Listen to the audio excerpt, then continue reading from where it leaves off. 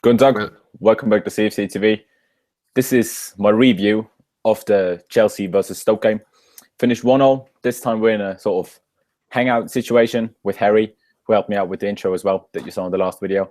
So yeah, want to introduce yourself? Yeah, I'm Harry. Way back in the day, Lawrence and I used to do some quality vids, but sort of left that a little bit. But now here I am back again from the dead. So yeah, that's me. Good to have you back on. Well, so just to start off quickly with the lineups, obviously, was a bit of a surprise in there. You know, it was obviously the back four stayed the same with Tebow and goal, Azpilicueta on the right, Ivanovic and Kale centre backs, and well, Baba was back at left back, not Kennedy this time.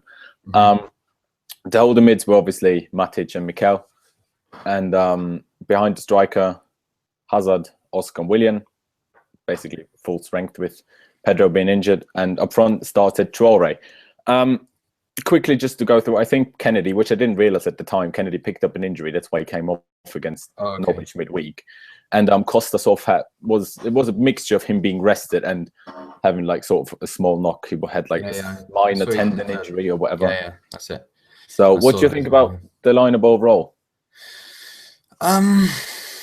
Well, I promised before coming on I was going to be a bit critical just because I felt like it.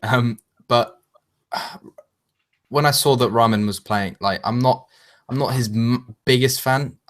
I think his attacking quality outweigh his defensive qualities overall. And then the same with, well, not the same with Matic. Matic, I'm not the biggest fan of at the moment. But other than that, I think it was a good game for Traore to come into. Obviously, he got a goal, which is good. We'll come to that later, I guess. But yeah, overall, pretty decent. I'd say, fairly decent overall. I pretty much go with the same. I was pretty sure it would be Baba because I didn't know Kennedy was injured, but I just expected Baba to come back in because I think that Kennedy just played because Norwich played with three at the back and like wing backs. That's what's probably the thinking behind it. Matic, you know, we're going to talk about him like more a bit later, but I think he was actually quite decent today. So it wasn't really a surprise for me. It was a bit weird to play the home game with Matic and Mikel and not like the away game at Norwich, which like, you know, would have made a bit more sense. I guess Stoke are the better team, but still, like I would have expected to like have Fabregas there. I don't know. I mean, it's good that he gets a rest, but you know, I expected him to start, to be honest. And you know, it's a bit unlucky and lucky in the same, you know, sentence basically for Costa if he's fit for PSG, because you know a rest probably did him well, but you know him being like slightly injured is probably not good, obviously. So yeah, just to go through the game overall, it's just you know, we started off a bit weird. Like the whole game was a bit weird in the first half, wasn't it? It was like no one really did anything. Then it was end to end again. Then no one did anything again. Then it was end to end again. It's a bit weird. What do you think about the whole game overall? Yeah, it was pretty. The first half was just pretty average overall. Like there wasn't a ton of chances. I admittedly did miss like the first 10 minutes. So there were like a few. I heard that Courtois made like an amazing save at some point. I'm not sure if you saw that. I'm not sure if that was in the first 10 minutes now. Oh yeah, well I might have just been like blind or something, but I don't know. Yeah, so yeah, it was pretty like just an average first half. There wasn't a load of chances, and obviously there wasn't a lot of goals in it. But yeah, I'd say just pretty average overall. But in the second half, it opened up a bit more. But I guess we'll come to that in a bit. Half by half. Yeah. It's just the first half. It was like we didn't really have any big chances. Maybe Traore could have done a bit better with like, you know, a better touch or something. Diouf or whatever, however you pronounce his name from Stoke. He had two actually quite decent shots or quite decent chances he probably should have taken and a better striker would have taken. So we maybe were a bit lucky on that one. Courtois, as you said, made a good save, I think, from a Afellay shot, I think so. And he, you know, put it around the post. I mean, Stoke were the better team slightly, but not like, you know, dominating us. They just, you know, had the edge basically. But in my opinion, that was mainly down to us not having Fabregas, and you know, the only creative parts we had was when we came to the final third, and you know, Matic and Mikel just tried to give it to them, you know, sort of stay out of things. That's what it seemed like anyway. Yeah. And yeah, in the second half, it was end to end really. Obviously, we scored just before half time, but but nothing really changed. Obviously, the same team came out after half time, but I don't know. It was just really weird. Like, it was like when you say end to end, it was more like it's not end to end in. There's two different. I think there's two different types of end to end. There's end to end like one team attacks, then instantly another team attacks, and it's just bang, bang, bang, bang, bang. In this game, it was sort of like one team was on top, and then slowly it just like edged towards the other half of the pitch, and it was just kind of strange. Like, yeah, it was like end to end for like one edge of the box to the other edge of the box, like nothing really happening, but still one team trying to do something, and then the other team trying to do something. Obviously, we sort of, you know, we made a few substitutions. Loftus-Cheek came on for, who did he come on for? Hazard. Which, you know, I wasn't the biggest fan of that, you know, decision, because I felt Hazard did quite well anyway. It's sort of, you know, posed some kind of threat, unlike Oscar. And I'm not the biggest fan of Oscar on the wing, even though it ended up being Loftus-Cheek on the wing, which was even more weird. And then Remy came on for Pata, and not for Pata, for Traore, which was really weird as well, because I don't know, I'm not a fan of Remy. Why did we even get in Pata if he's not even getting minutes when Costa is not even in the squad? Every time, if I may interrupt, every time Remy seems to come into the game since the start of the season. I remember in the Community Shield he came up on against Arsenal, and no, I think he started that because Costa was injured. Okay, well, he seemed to be offside literally every single time the ball came anywhere near him, and I noticed that today as well. He was offside. He was on for I don't know how many minutes, but he was offside at least 2 or 3 times. Yeah, and it just winds me up. Like, if you're playing for a club like Chelsea, and this is a big game. Like, for this season, this is one of the big games, because obviously it would be climbing the table. Every game from now is a big game. You can't be offside like every time the ball comes anywhere near you, and it just winds me up. I'm not sure if you feel the same way about that, but definitely, yeah. Because like I remember one time where like Matic played a through ball. It wasn't the greatest of through balls. Like, he would have put him a bit like out wide, but still he would have been basically without any defenders with him, because, you know, he would outpace them. But he was just 2 yards offside. Well, he wasn't really he was offside, but, you know, he just left our half too quickly, and he was offside because he left our half, if you get what I mean. It's just a bit annoying, as you said. And then obviously we brought on Fabregas for Matic, which I felt was a really weird move at that point, because we were 1-0 up, and it was like 10 minutes to go. And why did we bring on Fabregas then? That was stupid, in my opinion. Like, not that Fabregas was at fault for the goal we conceded, but still, like, that was the completely other way around it, what I would have done it. Like, stop Fabregas and bring Matic on to see it out. Not, as I said, not the other way around. That was a bit weird. So you probably agree with what I said, or like, do you have any other thoughts for the second half? No, I think bringing Fabregas on would have been probably better when, obviously we want to rest him for the PSG game, but I think it would have been better just after, just like towards the middle of the second half, just so he had time to settle down a little bit, make some sort of impact. Just coming on fairly late as he did, it's just fairly pointless overall. Like, I think. Yeah, exactly what I mean. Like, when Loftus-Cheek came on, that's when I would have put Fabregas on, because we were on top then, and, you know, we tried to go for a second goal. And as I said, I would have put Oscar off, not Hazard, because, you know, Fabregas, he obviously plays it long to the striker, but he also like feeds the wingers. And if one of the wingers is Oscar, who can't outpace anyone, and it's just turning around and passing it basically back to Fabregas, there's no point in it. Yeah. So it was overall a bit weird. I mean, yeah, obviously I get that the PSG game is way more important than this one was today, but, you know, it's like people have been talking about us maybe getting top 4 or at least getting top 6, which top 6 is still possible. But top 4, can we just put it to bed? I never believed that we could get it like after we beat Norwich midweek, but can we just put it to bed, please? Yeah, there's no chance we're getting top 4 unless Man City lose every game from now and West Ham somehow lose a lot of games as well. I'm not saying West Ham will finish top 4, but I don't think there's any chance whatsoever. Might, to be honest. You think they might? Well, they were 2-0 down and, you know, turned it around. Yeah, that's true. Fair play to them. You know, at the Goodison as well. Exactly, yeah. Fair play to them. Just to quickly talk about the goals. Obviously, we scored in the first half with Bertrand Traore. Great to see him, you know, get a goal from, you know, his striking position and, you know, starting the game. It was a great goal, wasn't it? Like a good bit of touch to get the ball out of his feet. It's just like, something like around past someone and then just had a shot, didn't he? It's just different to what we usually do. Like we usually have some sort of, I think I call it Arsenal syndrome, where we play it until we're basically walking into the net. Yeah, that's what we've been playing kind of recently. It's great just to see something old school where he just picks the ball up, goes on a little bit of a run, cuts it back, and then just smashes it home from outside the box, which we don't really see that often at Chelsea anymore. Yeah. So it's a bit refreshing to see. Obviously, second goal of, I think it's just his second Premier League goal. So yeah, there we go. It was just his second start, you know, and his first start as striker. Exactly. So for the first time I saw, I actually thought he'd sort of try to bend it in, but just when I looked at it in the replay, he just laced the top corner basically. There we go. Really good goal. And obviously in the second half, Mamadou Diouf, I think his first name is. You know, he scored. Willian lost the ball a bit silly, to be honest. Like he sort of tried to go on a dribble. Obviously, I get it, maybe make it 2, but a bit silly because he was surrounded by 2 players. We lost the ball. They put it out to Shaqiri. I think Shaqiri put the cross in. Courtois parried it.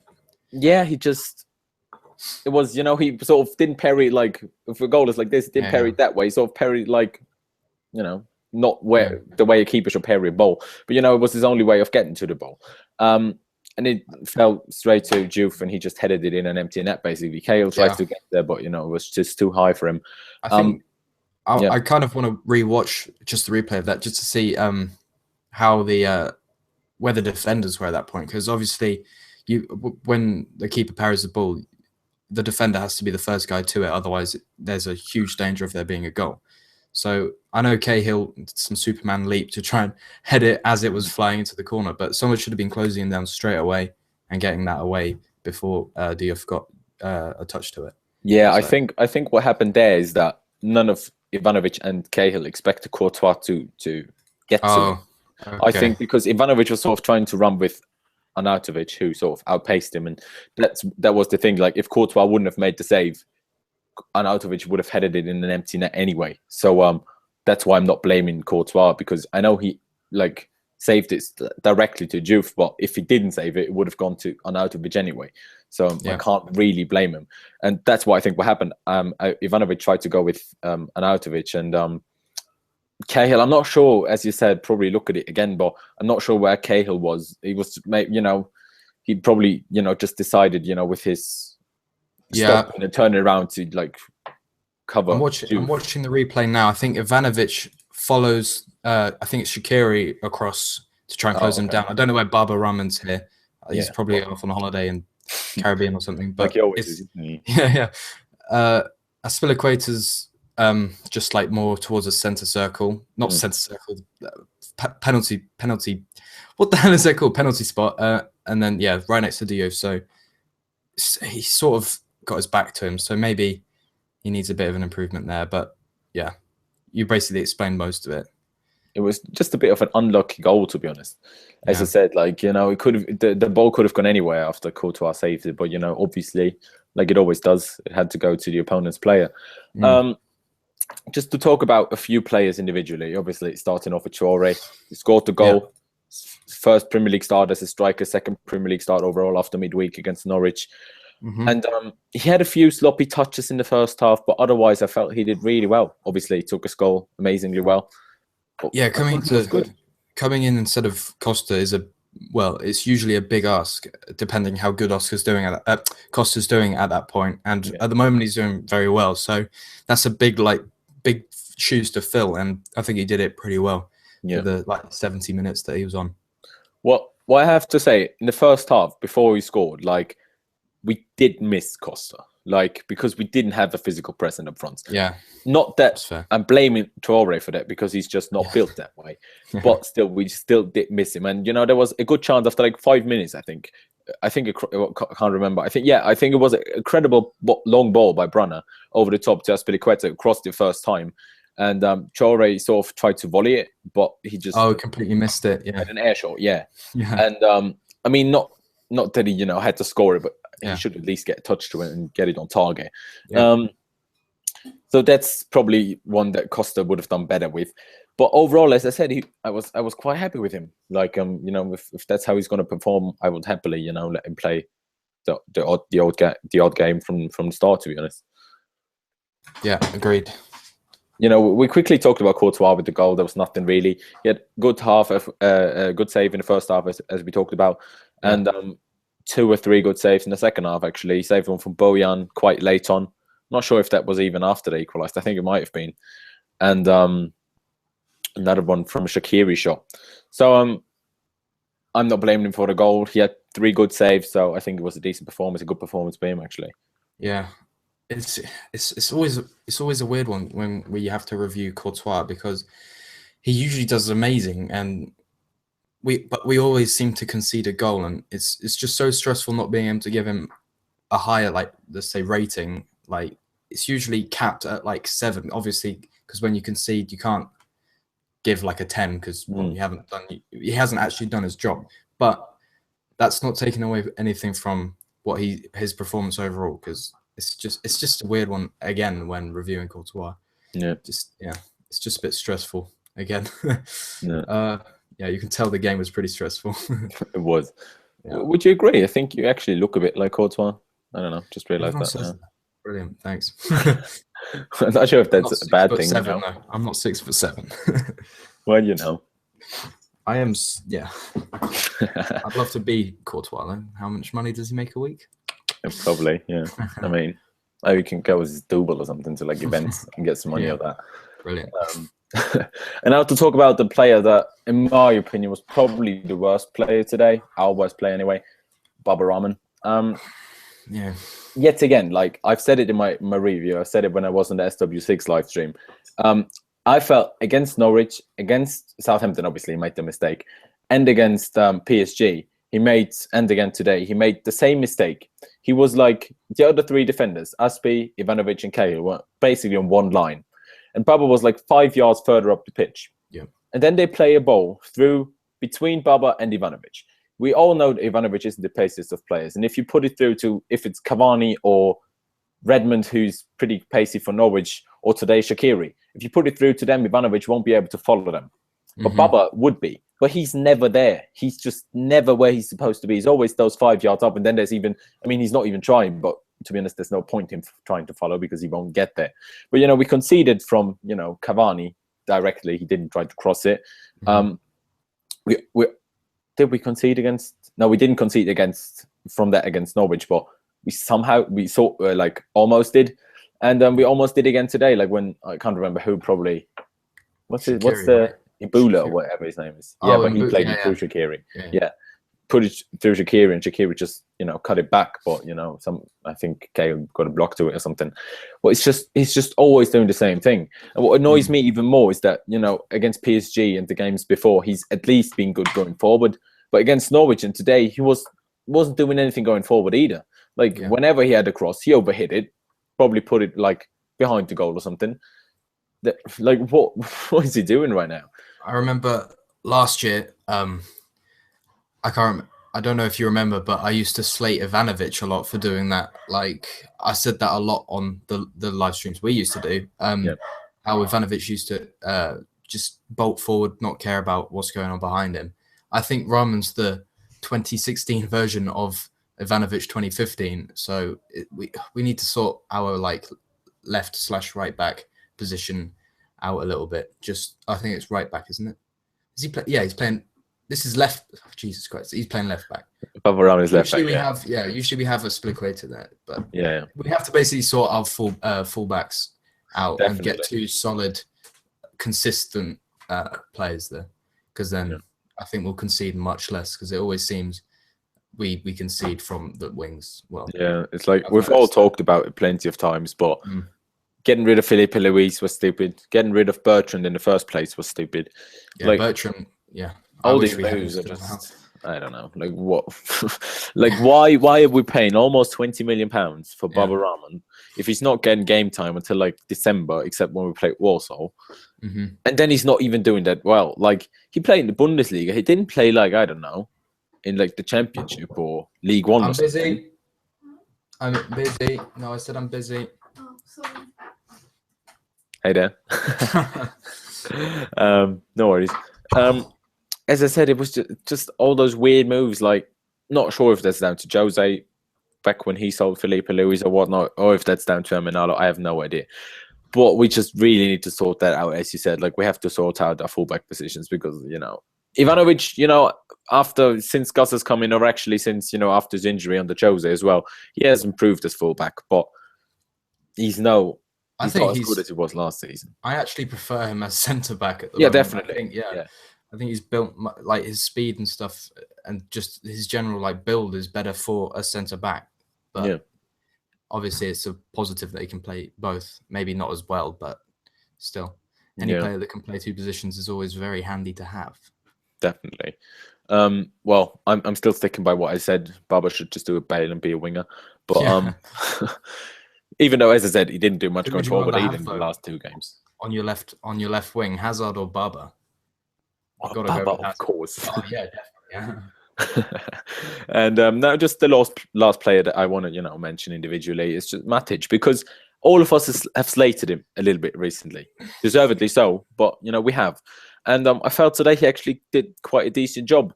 Like, I mean, he always has his moments of trying to be Messi, basically just not knowing how to spell Matic and thinking it's Messi because he just tries to go for runs.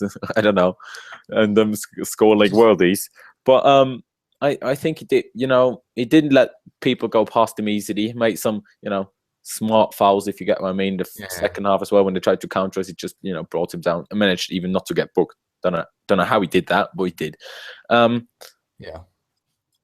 Yeah, as I said, he wasn't Matic from last season, but he wasn't. You know, it wasn't bad. It's definitely an improvement of what he's been doing before, but he's still nowhere near the Matic of last season. Like, I think he was one of our most important players last year, and he's just not hit that height at all this year. Obviously, today he's made a bit of an improvement, but he just doesn't look as comfortable on the ball. Like, we used to say he had 8 legs or something, right?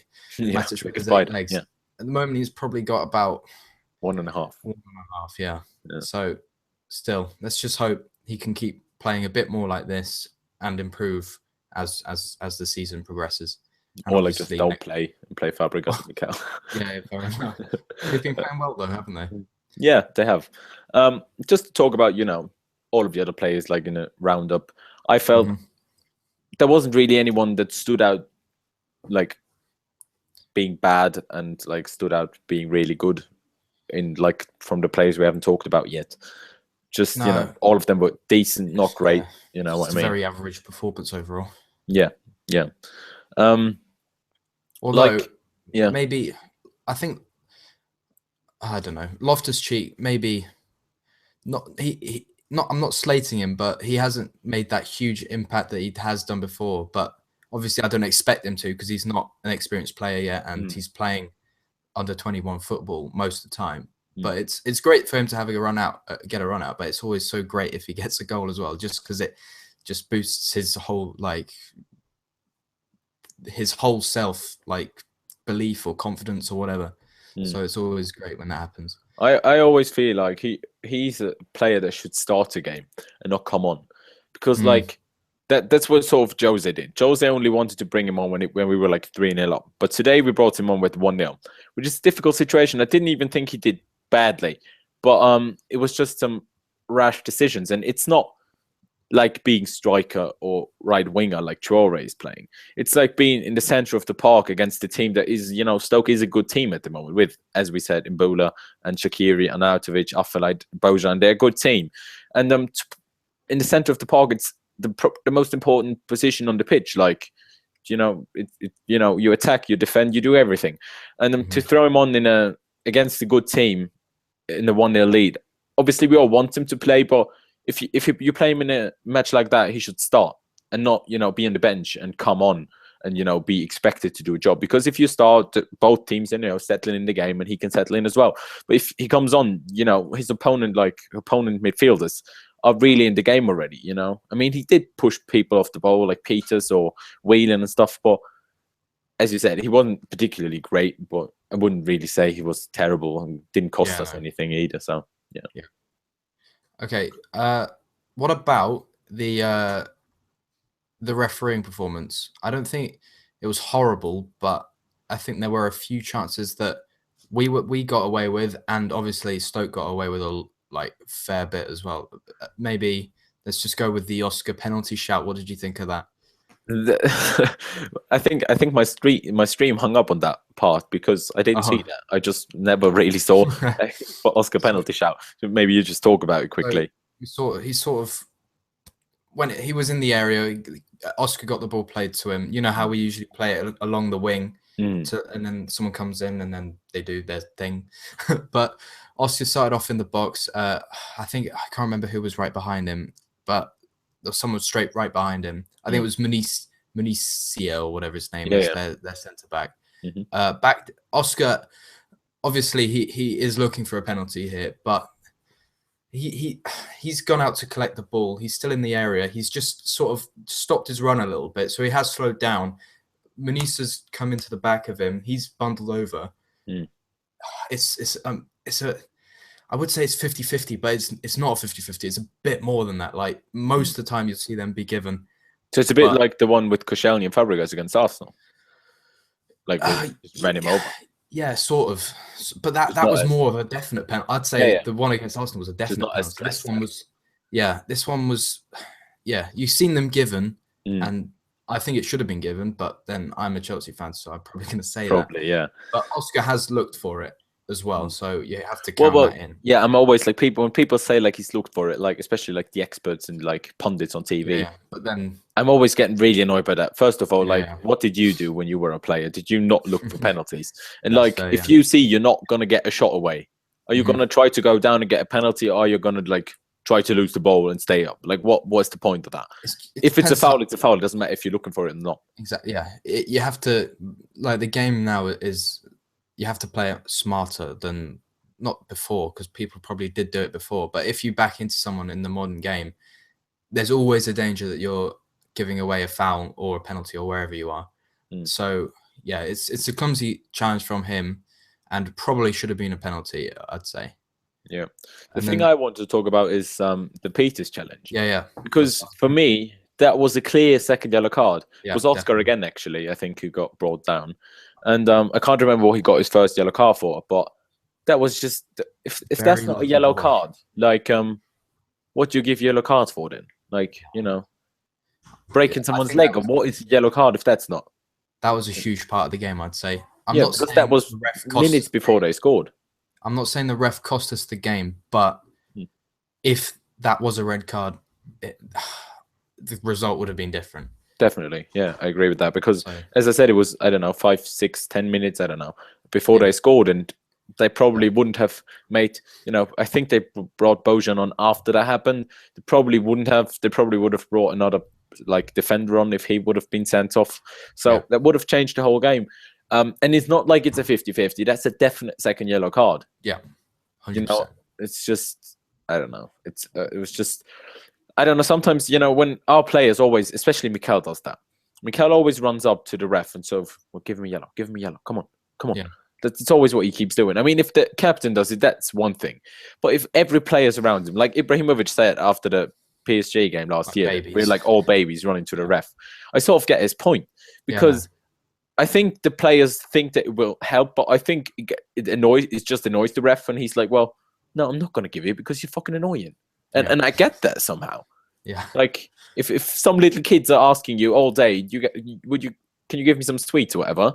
You're probably not going to do that. But if I don't know, you just have a few too many, you can just give them one. But if they're going to annoy you all day, you're not. That's just how it works. But I don't know if that's how refs think. But I can, imagine it. I get what you mean.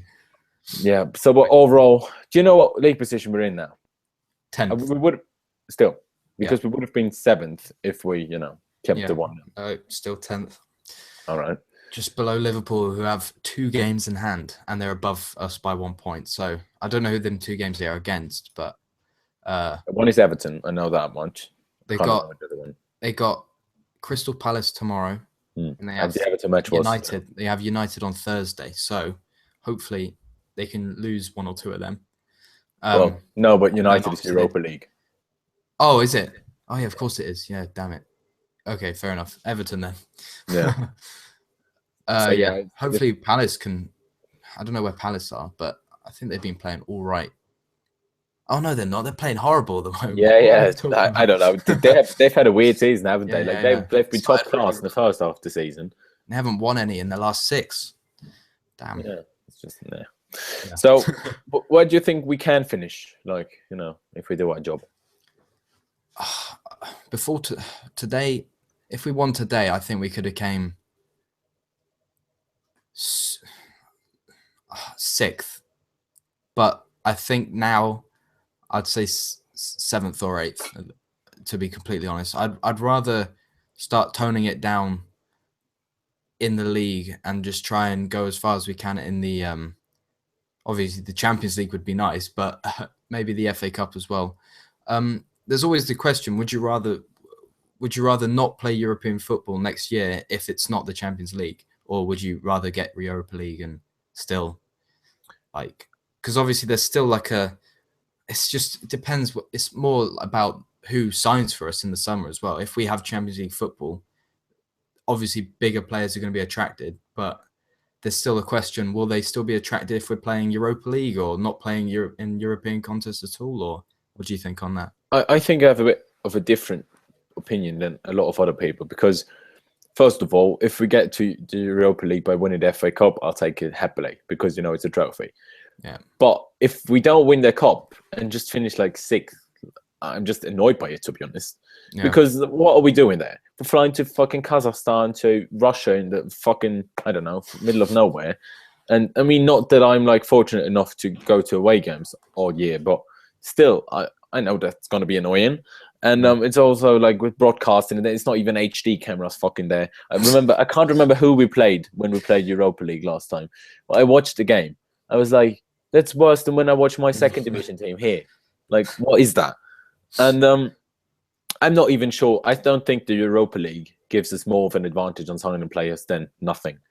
Because I think a team prefers to be nowhere than being a player of, I don't know, let's just mention Pogba. He's not coming, but let's just talk about him, use him as an example. Never know. Don't say he's not coming. Just cross your fingers. True.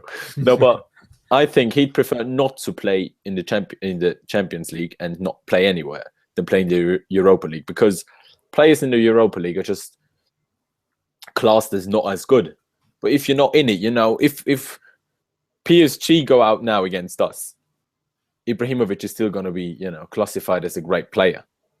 Di Maria is still going to be classified as a great player. But if PSG suddenly started to play in the Europa League, people will question it a little bit. If you get what I mean. And I don't think playing the Europa League or not playing in Europe at all does make a difference for who we can sign or who we can't. But yeah, I mean, to talk about where I think we can finish, I still think top 6 is possible, because if we would have won that game, as we said, we would have been 7th right now. Obviously, with people having games in hand around us, but still, it's not that far off. People are dropping points. Obviously, United still have to play tomorrow, probably. Yeah. So it's difficult, but how many games do we have left? 9.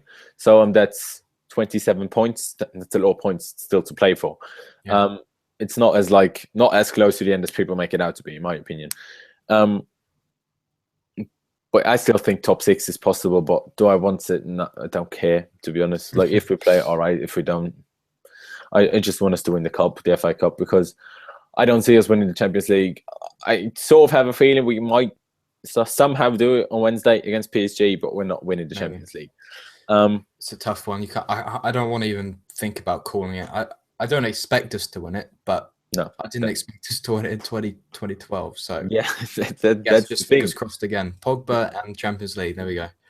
All right, yeah, let's do that. How about we cross them for Messi as well? If we're finger crossing as well. Cross my toes. There we go.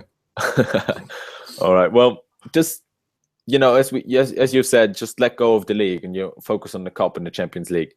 Probably. We sort of did that today by playing. Traore did well, but still. Yeah. Traore, we brought on Loftus-Cheek and not Fabregas early on, which we would have done if we wouldn't play PSG on Wednesday. I'm sure of that.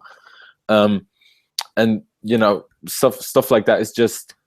I think we sort of this game was the game that we just all right, if we don't win it, fair enough, but we want to give it our best go against PSG on Wednesday. Mm-hmm. So if we lose or if we go out on Wednesday, I think why not just smash everyone in the league? Yeah, just, we're still good. We just didn't want to this season, basically. No, but that's.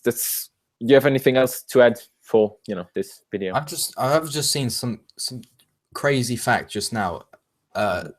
Apparently, under Hiddink, even though he's done an amazing job, and to be honest, if he wasn't, I think he's retiring at the end of the season. If he wasn't retiring, I'd just sign him up like that because I think he's an absolutely amazing manager. But I've just found out that we've only won at home once since he took over, believe it or not, against Newcastle. We in the dropped, league, in the league, dropped home points to Watford, West Brom, Everton, United, and now Stoke as well. So yeah, obviously that's not a great thing, but no, still we haven't lost any of them. So the only thing that annoys me about Gus is his substitutions. Either he doesn't make any, or like one or two, or he makes the wrong ones. That's the only thing that annoys me. He gets his spot on with his lineups. He gets the players to do the right thing, like he turned around Costa completely. But his substitutions, I'm not a fan of those. But, we'll see who comes in. It's probably going to be Conte. Not the biggest fan of him, but, I don't want to get into that. I think we're quite long enough already. But, so that was it from us. Thank you guys for watching. Hope you guys did enjoy the video. If you did, subscribe if you haven't already. Leave anything you have to say in the comments down below. And just thanks to Harry for coming on, and Don't worry about it. Sign out as well. Thanks for having me. Cheers. See you guys. See